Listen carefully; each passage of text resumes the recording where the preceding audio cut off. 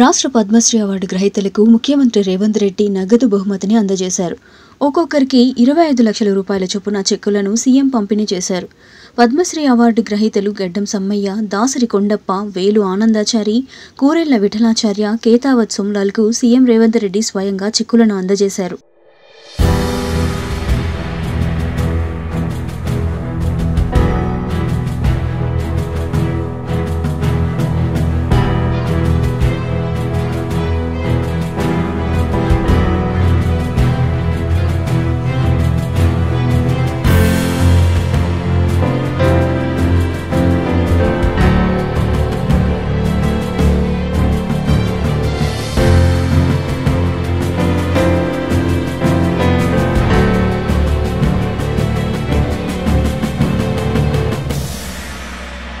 So ఈ video కనుక మీకు నచ్చినట్లయితే లైక్ చేయండి, షేర్ చేయండి, మా ఛానల్ని సబ్స్క్రైబ్ చేసుకోండి.